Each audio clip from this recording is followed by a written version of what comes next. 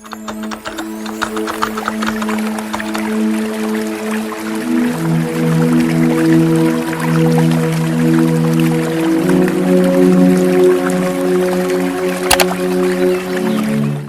friends, and welcome back to my channel. If you're new here, my name is Araya. Very nice to meet you.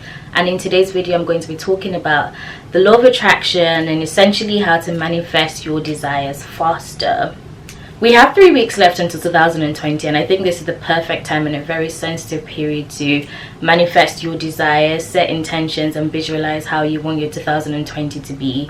We're going into a completely new decade. There is going to be an energy shift. You have control on what the outcome of your life is. Essentially, you can decide to step into that sphere of just being positive and working hard, because you have to also remember your dreams don't work unless you do. So I was first introduced to the law of attraction after reading a book called The Secret.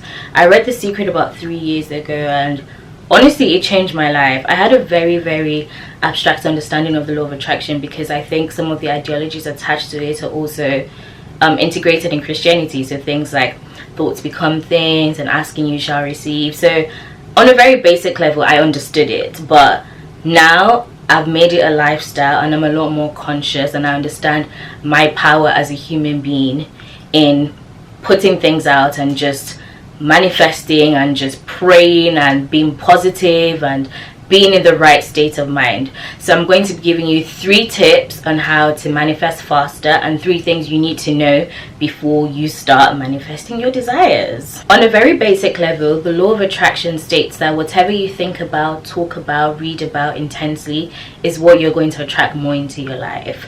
So if I think positive thoughts and I'm happy and I'm around positive people, my life is going to be positive. It's very important to act like you already have what you've asked for. The first tip I'm going to give in manifesting faster is to catch the vibe. Your mind arrives at your destination before your life does. It's really important for you to act like you already have what you've prayed for. Now, over the summer, I had a summer internship, and at the start of the year I made a vision board, and one of the things that I manifested was a summer internship. I didn't know how I was going to get the internship. I didn't even know what company I wanted to work for. I just knew over the summer I wanted a summer internship. Between January to February I had a lot more clarity about what I wanted to do, and I applied for a lot of different opportunities. Some I got rejected, some I got, and thankfully I had faith.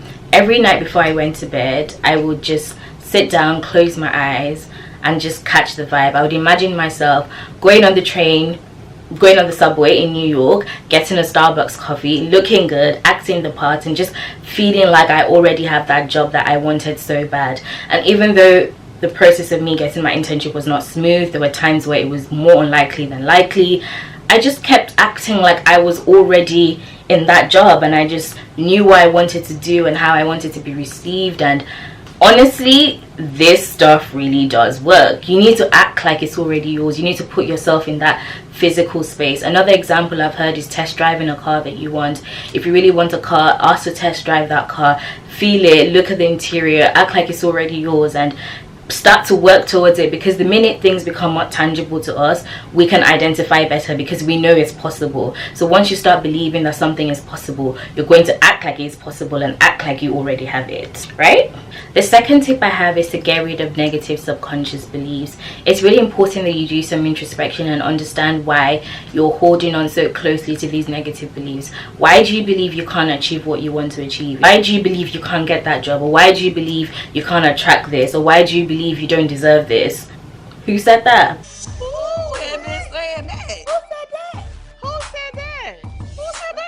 Is it because of childhood trauma? Is it because of your society? Is it because of your parents? Is it things that friends have said to you? Is it insecurities? But whatever reason it is, it's not valid. I'm so sorry, but the only reason you can't achieve what you want to achieve is because of you. The sky is not the limit, it's you. You need to believe that you are deserving, and you need to believe that you can achieve those things. Now, a negative limiting belief I had was that in the UK there was a glass ceiling as to what you can achieve as an ethnic minority, and Now I totally do not believe that.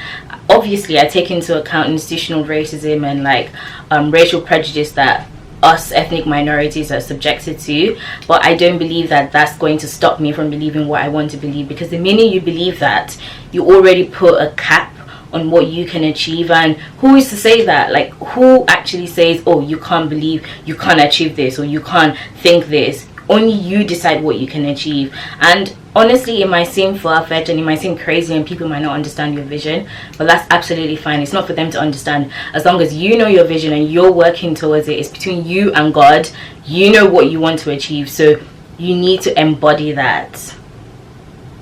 Got it? Every single limiting belief you have, you need to replace with a positive affirmation. Instead of saying, oh, I can't attract a good man, it's say, I'm going to attract a good man. I know it's really hard, especially when you have a sequence of negative like occurrences. I'm still learning that, but I think the minute you pronounce negativity and accept that negativity, you're already deciding your faith. And why do we want to do that? Because part of being a self-aware person is knowing that you decide the vibe. Essentially, you decide the outcome. You know what can happen, because what you put in is essentially what you're going to get out. What you reap is going to be what you're going to sow. Am I making sense? So positive energy attracts constant elevation, and this goes hand in hand with my first tip of catching the vibe. You attract what you are, not necessarily what you want. If you want to be a very high vibrational person and a very positive person, you need to also start acting like you're already that person. Even though you might be sad, you might be depressed, fake it till you make it. It all goes hand in hand. Act like you're happy, smile, be good to other people, and believe me, all these other positive things are just going to come to you, because it's magnetic. Everything you put out is essentially what you're going to get out. If you show a lot of love to people, you're going to get a lot of love back. If you're a very giving person, you're never going to lack. It all just goes hand in hand, and I think it's just really important for us to start taking responsibility and also understanding the power that is within us. And with that being said, you just need to be aware and just pay close attention to what you say, what you watch, what you listen to, what you pronounce, why your thoughts are your thoughts, because as human beings, we're socially conditioned to believe a certain type of thing. For example, if you come from a Nigerian family, it's very possible that you have a lot of Nigerian mentalities, and it's left for you to decide what you want to keep and what you want to take away, because obviously culture is really important, and there's some things that my culture identifies with that I also believe very strongly about, but you need to recognize my belief systems hindering my growth or my personal development, and my belief systems in alignment with who I want to be. I think it's really important that you just do that systematic check from time to time and just make sure everything is a level playing field. My final tip is to keep your manifestations to yourself. Guys, please plot in private, especially if you're a very, very sensitive person and you're a very creative person like myself. I'm someone that's very, very sensitive to different energies and different opinions. It doesn't necessarily influence how I feel about myself, but I can feel when something is negative. I can feel when I've just told someone something and like they're not as happy as I wanted them to be. And you know, sometimes it's a bit of a Debbie Downer. Have you ever told someone something and they're just not as excited, and then now you start thinking, oh, maybe it's not as exciting? No, that's why you don't need to tell anyone. I'm not saying be that person that just keeps everything to themselves, but I think it's really important that if you have a very fragile creation and something that you're very passionate about, that you keep it to yourself and work on it silently until it has matured to a point where you can tell other people. Now, I got this analogy from True Brilliance, who I absolutely love and adore. She linked this to a woman's pregnancy and why in the first few months of her pregnancy a woman decides to keep her pregnancy to herself. Why? Because she could be prone to miscarriages, and you don't want to announce news that is not finalized. I think it's really important for you to treat your manifestations and your dreams like a pregnancy. Be very fragile with it, nurture it, but then also understand that this is something really close to your heart.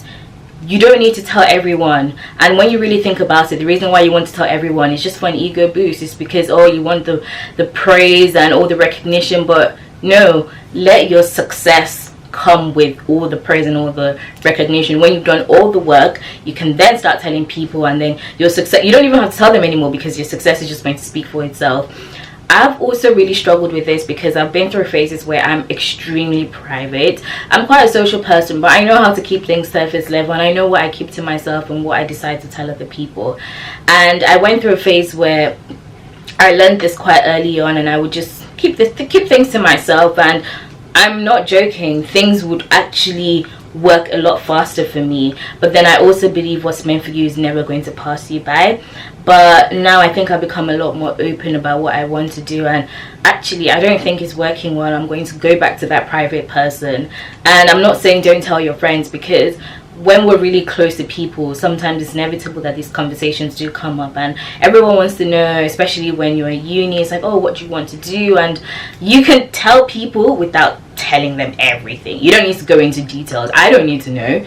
Quite frankly, I'm happy for you, but I don't care that much, you know, especially if I'm not close to you. It's like, yes, that's good news to hear, and I'm going to support you and I'm going to encourage you, but I'm not essentially going to buy into your dream, because I don't know your vision the way you know your vision. So it's really important for you to nurture your dreams, your goals and your aspirations, and just keep them to yourself, okay? And sometimes other people's negative energy can influence and contaminate your creation, and it's not done intentionally. It could be subconsciously, because it could be just a little thought that they had in their head, but then that negative thought is mixing with your psychic energy, and everything just becomes a whole mess. So instead of avoiding all the complexities that come with telling people what you want to do, I think you just need to keep it to yourself. You can tell like 2 people, or people that you really trust, however many people that you trust, but I just think it's also important to use discernment and just understand that sometimes not everyone is going to get your vision, and that's perfectly fine. They don't need to understand. You don't need to believe. They don't need to believe. You can show them, and then they will believe when they see the results. So that was a lot to unpack. I really hope you guys got something from this video, and I really hope that you take these tips really seriously, because I'm actually completely serious about this. And these are also things that I need to go back to, because I've practiced them at different times in my life, but I've also stopped like for example the keeping things to myself. I've stopped practicing that, but I'm going to revert back to that, because it is really important to keep your dreams to yourself, work in private, and let all your hard work and all your success be your noise.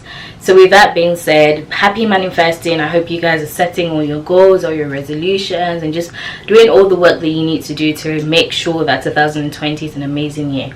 I love you so much. Thank you for watching my videos. I appreciate you guys so much, and I'm so blessed. Thank you guys so much. I love you. Bye.